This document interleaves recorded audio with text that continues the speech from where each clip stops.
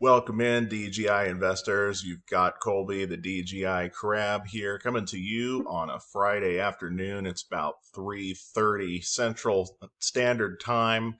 Markets closed about a half an hour ago, and man, what a day. What a day, right? We had a lot of red in the market, and we're going to be going over the spreadsheet that contains 60 of the highest of quality dividend growth stocks that this channel focuses on, and some strategies that you can potentially employ going into the trading week next week.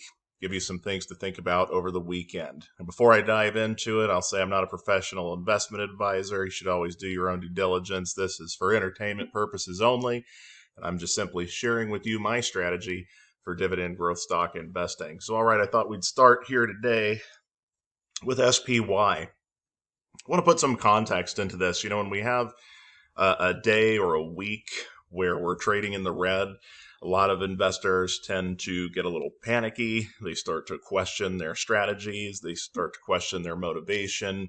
They start to wonder whether or not they're doing the right thing, etc. So if you look at today for the S&P 500, we're down almost 2% on the day. If we zoom out to the 5-day, we're down 2.38%.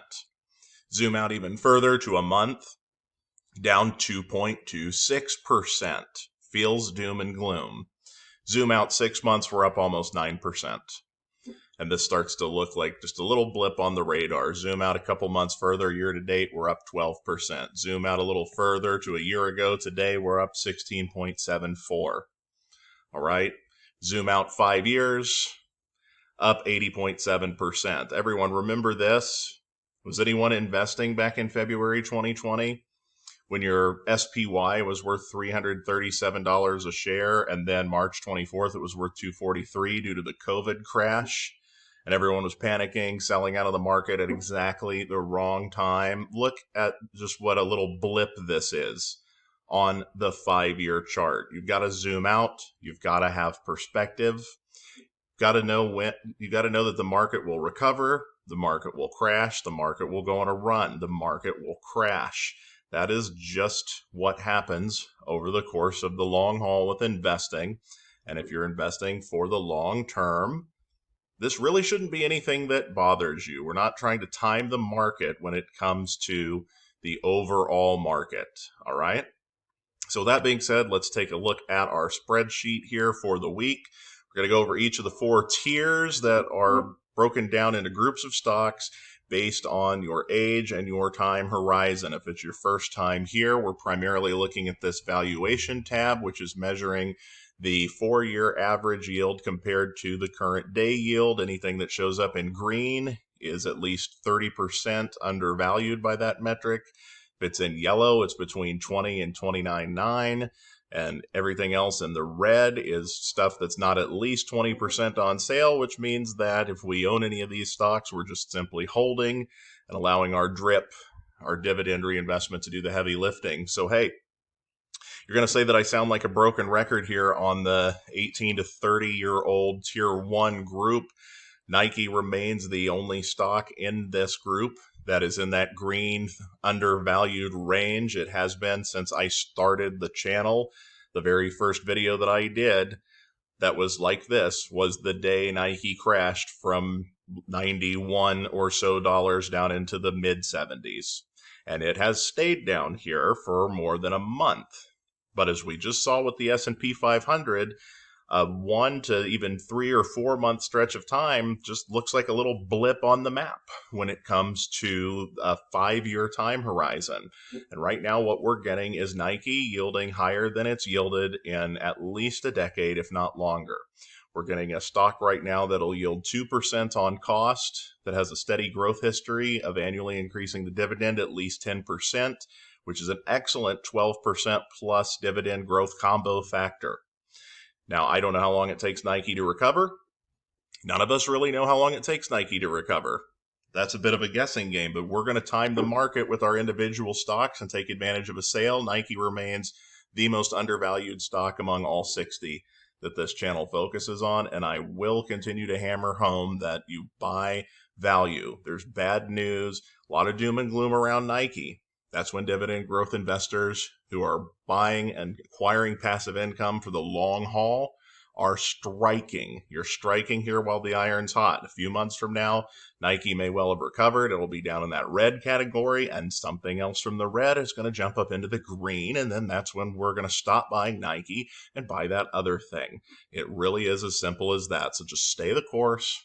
Don't question your strategy. If there is something that comes up that would say to me that Nike should not be considered an undervalued stock, or if I should take it off of this list, I'll let you know a long time before anything else drastic happens, because I've been buying Nike every single week for the past month and a half, and I don't have any intention on stopping. Moving into tier 2, this is for the 31 to 41-year-old investors. So we've got our 3 stocks from last week are still in that green category: Starbucks, Target, and Hershey. So they're all pretty close together in terms of the valuation metrics. Starbucks takes a slight edge over Target this week, which has moved into that number 2 spot. Hershey, despite kind of disappointing earnings this week, has actually been climbing just a little bit. And as far as I'm concerned, cocoa prices are temporarily really high right now. If we think back to 2020, the COVID crisis, thinking about the big oil stocks when oil was trading for -$, a barrel, and now our oil stocks still look to me to be overpriced, but they were remarkably undervalued then. Well, Hershey's kind of going through something similar here right now, with a very large expense obviously being cocoa. Consumer spending habits are pretty tight right now. So things like chocolate or even coffee in the case of Starbucks, or maybe little extra treats that people are cutting back on right now. I think that is just temporary. These are the 3 stocks that are taking a beating here as a result. And I'm pretty happy to continue adding all 3 if I'm in this age range, which I am personally, just so you know. And I will just point out, American States Water, they just announced an 8% plus dividend increase this week, which is right in line with what they've been doing consistently for quite a long time. If you were tuning into this channel at the very beginning, over a month ago, American States Water was in our green category, trading at $72. If you were buying it at $72, you have gotten a 15 or almost 15% price recovery, and you've gotten an 8% plus dividend increase since then. So nice work. And now we're just kind of sitting back and waiting on American States Water, because it's starting to get into that fair value range. We've got some undervalued stuff up here with these 3 still left to buy. Moving into tier 3, age 42 to 53, we have finally got a new stock on top of the list. For the first time, Hormel is not the stock in the number 1 position here. It has been eclipsed ever so slightly by Archer Daniels Midland, which had a bit of a down week. They were up above $60 a share. Now they're sitting down here at $58.91 at the close of the market. And Hormel has been just gradually, slowly but surely recovering. They were down almost below $20 here about a month ago, and they've just kind of steadily, slowly but surely been climbing their way up. If you were buying them at $30 a share, you've gotten almost a 10% price appreciation out of that already. Still a nice buy here in my estimation, still 40% undervalued, so it's certainly not too late, in my opinion, to jump on the Hormel Foods bandwagon, but not quite the deal that it was just a few short weeks ago. Medtronic was in the green last week, and they've recovered a little bit in price, so I'm kind of okay pumping the brakes on this one for right now. And then I said last Friday, keep an eye on T. Rowe Price. It looked like they were starting to go through a bit of a price decrease, and now it's climbed up into the number 4 position. T. Rowe Price still hasn't gotten to the point where I'm ready to recommend or tell someone to buy it, or recommend that someone take a look at it, but the further down it drops, the more interesting it gets. That yield's crept up above 4.6%. Very, very interesting. So again, just kind of maybe keep that on your watch list and see what it does. I need it to drop a little more, but very solid company, starting to look undervalued. Tier 4 are 54 and older investors looking for that higher starting yield. We've only got 10 stocks in this group, and we have not had anything out of the red category here for a couple of weeks. Verizon still sitting on the top position, just edging out Realty Income.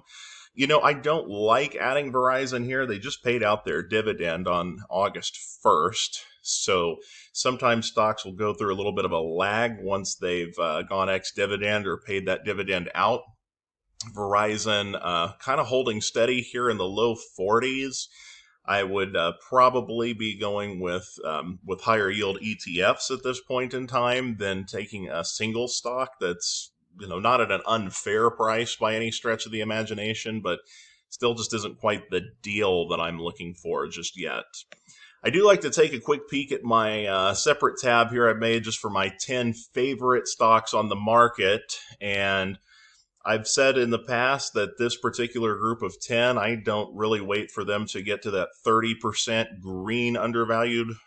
If they get to the 20% undervalued and get into that yellow category, I'm usually looking to add them. And the thing about these is they don't get into that category very often. We've had, so far in the brief history of this channel, we've had 4 of them. These top 4 here, Visa, J&J, Pepsi, and McDonald's, eclipse that 20% mark here and there, and every week that they have been in that spot, I've said that they would be ones that I'd be down to add, and I believe have added to at some point in time over the last month.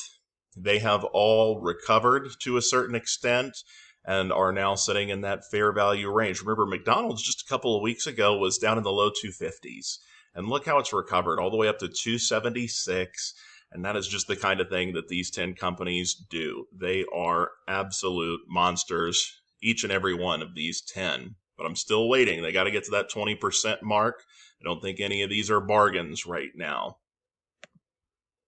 It's now sort of breaking down the strategy here that I'd kind of be looking at, again, depending on my age range. So I always say that it's a good idea to put about half of your investments into ETFs, so you have automatic diversification. The ETFs that you choose also are going to depend on what your age and time horizon are. So tier 1, 25% S&P 500, 15% small cap value, 5% dividend appreciation, 5% international. You can swap out a similar ETF for any of these categories, but these Vanguard ones are generally my favorite. For the other half of my money, I'm putting into single stocks. If I'm in this age range, I'm just leaning hard into Nike again, and I will continue to build a strong position in Nike while it is taking a pounding. Tier 2, same 4, switched up a little, 25 dividend appreciation, 15 S&P, 5 small cap value, 5 international. I'd probably split it 3 ways here between Starbucks, Hershey, and Target, 15% each, and then I'd dip down and put a little $5 on Nike and get that deal. For the tier 3, I like to do more dividend-focused funds, maybe a split between VYM, SCHD, and DHS, which are 3 of my favorite higher dividend yield, but still providing you growth ETFs. Still 5% international. And hey, a little 25-er into Archer Daniels Midland. We can slow down a little on Hormel, but still a good buy. And even in this group, I think Nike's such a great deal. I'd probably put a 5-er on it. And then for tier 4, I break it down into 8 ETFs where you've got 10 and 10 going into high yield stock ETFs, DHS and SPYD, 5% high yield bonds, 5% preferred shares, 5% MLPs, 5% covered call Devo and covered call JEPI, my 2 favorite covered call ETFs, and still going 5% international. And since there are no screaming buys in the single stocks in that group, I'd probably just throw the extra money onto DHS and or SPYD. And I do think that the high yield bonds seem to be trading at a pretty good value. They typically average around 6%, or at least this particular ETF does. Right now it's yielding in the high 7s. So if you wanted to get a little bit of high yield monthly income in that regard, high yield bonds aren't a bad idea right now. So that's the breakdown for the week, everybody. Stay calm, keep investing. When it comes to dividend growth stock investing, patience and perseverance accomplish all things. Links to the videos covering each of the 4 tiers in the description below if you want to go check those out and see how I constructed this list. Email me your questions, dgicrab@yahoo.com, and I will see you next week, investors.